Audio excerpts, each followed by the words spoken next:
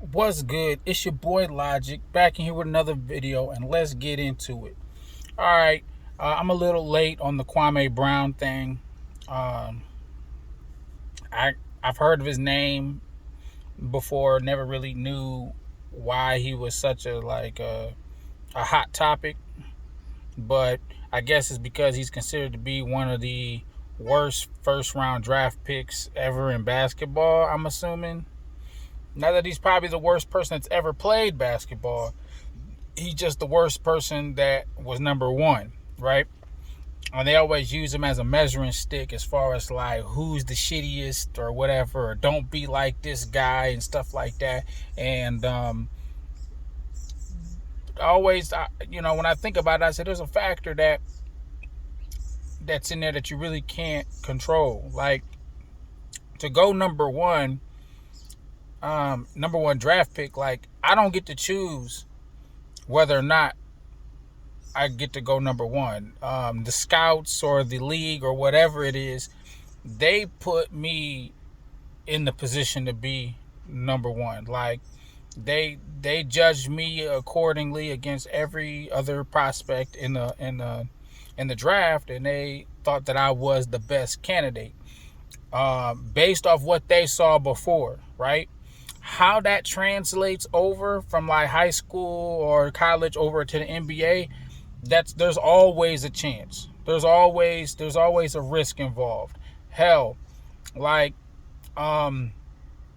would you rather have a number one draft pick who has the talent, a transcendent player, you know he's gonna be beast, gets into the league, gets hurt after a year or two, and then he's just done. He's just done, right? He's just done. After that, short career. Um, but while he was playing, you know he was a beast, but boom, short career. Or you can get a number one draft pick, looks like he could be, well, a good player, but then when he gets in the league, his skills don't really translate over to the peak of what you thought it was. He's still a decent player, above average player, enough to get 13 years out of somebody, but he never became that transcendent player for your team. Now, I know of plenty of basketball players who were number one picks or number two picks or whatever. I tell you like this: if you're in the top three, there's very little difference between the number one, number two, number three. Like normally, like if it's a decent draft, it's just that based on what the team needed at the time, that gets the first round draft pick, makes someone number one. But usually in the top three, I say if you're in the top three, you're good. All right. So there's been plenty of number one and number two draft picks that got into the league, got hurt pretty soon as they got into the league, and became shit, right? If anything, I would be dogging on those people because whether it could be health reasons, maybe they didn't take care of their body, or maybe there was just something wrong with them from birth. But at the very least, with Kwame Brown, you got like 13 years out of him. Whether I tell you like this, everybody wants to have a team full of superstars. That if I was an owner, I would want a team full of superstars. Everybody that's bees. That means anytime somebody go down, somebody's right there to pick up the slack. That'd be the ideal situation, kind of like a Brooklyn team right now. But sometimes just the presence of a body, of length, just the presence can be putting in work. You know what I'm saying? But of course, everybody wants to. You gotta put up 20, and you gotta have like 10 rebounds and a couple assists, and we want these all around stats or whatever.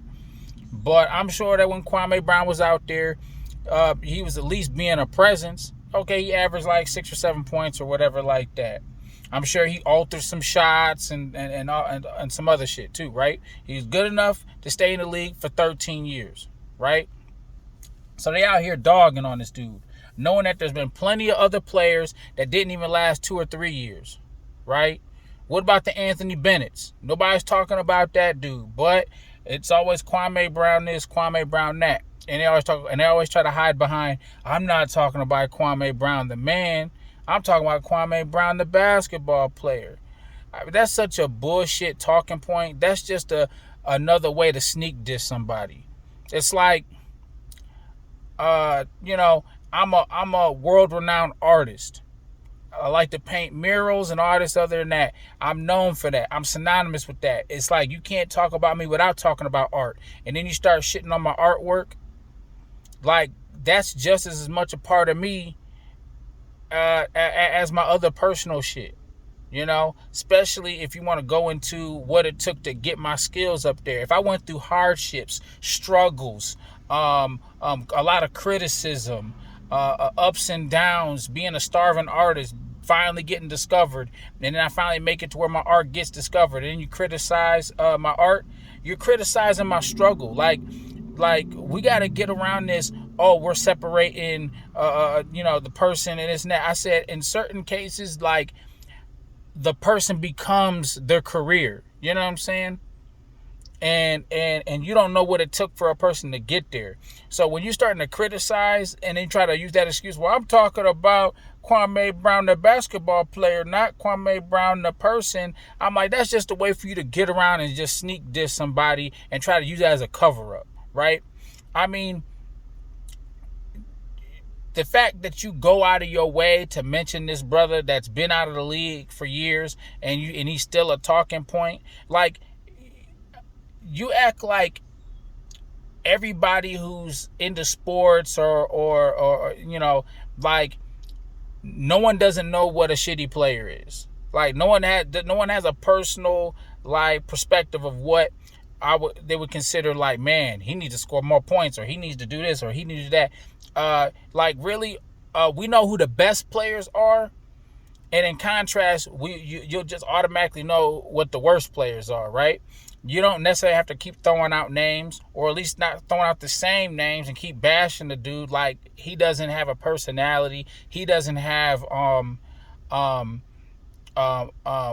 values or nothing like that. It'd be like this, like, right? Like Stephen A. Smith, right? He's made some bad takes before on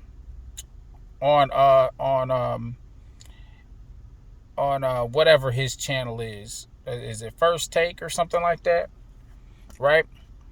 And let's say every day we kept, like, that provoked situation when he came out with that whole provoked shit and he had to apologize.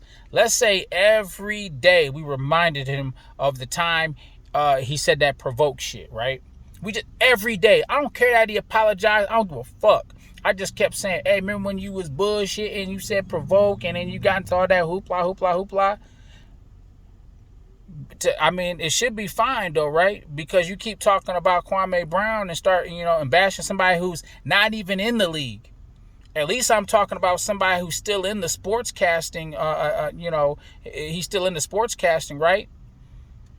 But let's say I keep on bringing it up every day. You should say, you know what? I made that comment publicly, and it's up for critique and whatever, and I just keep on bringing it up every day. How you gonna feel about it? You said it. Whether you apologize or not, I can keep bringing it up. And you can't say shit because I'm talking about Stephen A. Smith, the sportscaster, not Stephen A. Smith, the person. You see what I'm saying? Like, you see how, like, I can use that to sneak diss you and just talk about what your ideology is and all this other stuff like that as a sportscaster and all this other stuff. And I can just, like I said, I can cover it up with, I'm talking about Stephen A. Smith, the sportscaster. You see what I'm saying? It's dumb. It's BS. Like, I don't know. It just sounds like, got a lot of shit to talk about. Like, I've seen some seminars or events where he's bringing up Kwame Brown and it's not even on the TV channel. It's like he's doing something else. And I'm like, God damn, is it, and he's one of the brothers too. So, but like I said, man, it's crazy. They need to lay off Kwame Brown and stop hiding behind that Kwame Brown, the basketball player shit, because y'all really just trying to sneak diss and cover your own ass. And that's some female shit right there. All right, man. I'll holler at y'all later. Logic out.